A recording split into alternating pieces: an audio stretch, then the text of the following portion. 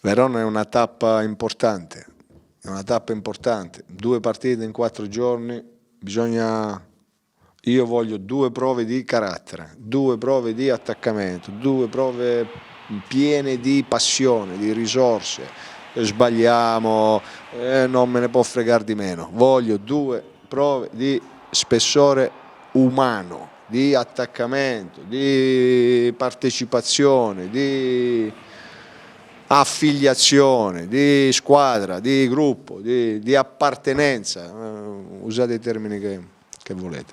Quanto riguarda la partita di domani, la formazione di domani, sono in alto mare e sulla zattera, perché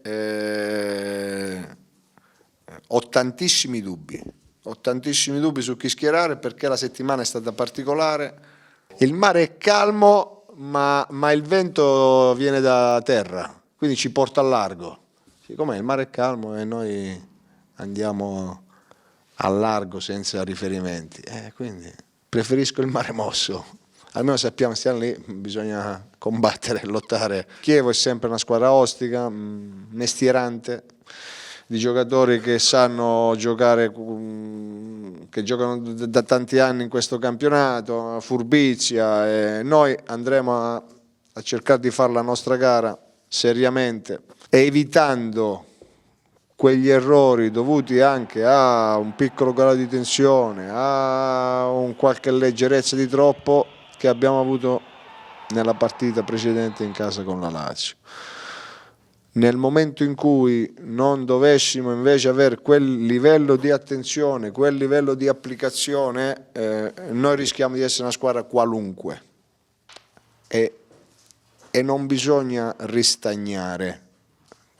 Tanto vale che ci sia mare grosso e vento forte, quindi se si deve ballare si balla. Stare e vivere nel mare calmo non ci porta da nessuna parte. Non è una partita a spartiacque.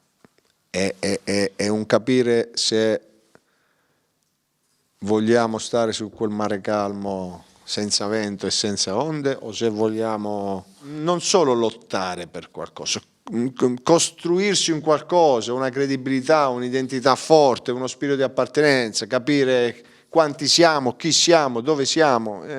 Queste 2 partite sono determinanti anche per capire gli orientamenti di mercato a gennaio, se vogliamo fare un qualche cosa per migliorare sempre, se altrimenti la ristagnazione di cui parlavo prima, ma tanto le ultime 3 arrivano a malapena a 25, siamo morti, se pensiamo questo siamo morti, non c'è futuro, non c'è costruzione, non c'è, che poi non credo nemmeno che le ultime 3 arrivano a 25, ma non è che voglia parlare di salvezza, no, devo parlare di motivazioni forti, di appartenenza, di cosa vogliamo fare. Noi ci siamo allontanati da quella zona in quanto tempo?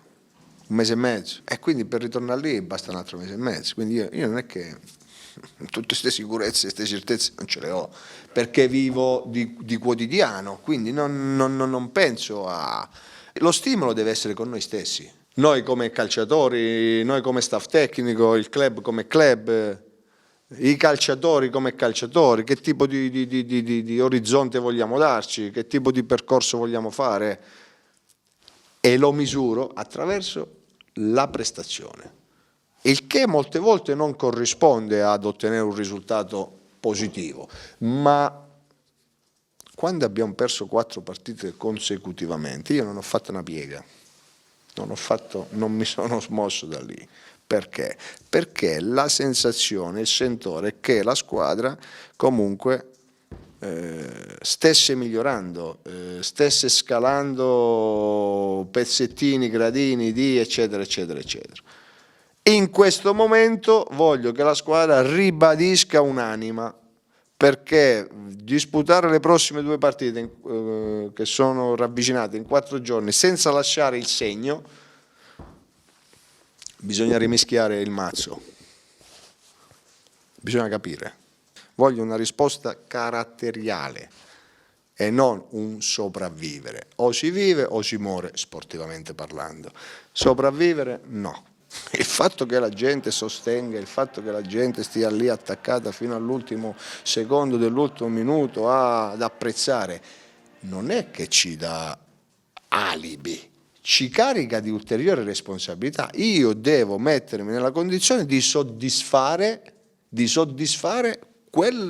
quella passione che monta, quell'attaccamento, sudandola sempre la maglia, lottando sempre. Cioè, questo non mi dà l'alibi, non mi mette nella condizione di, vabbè, ho dei crediti. No, lì i crediti non ci sono mai, sono sempre debiti, sempre debiti.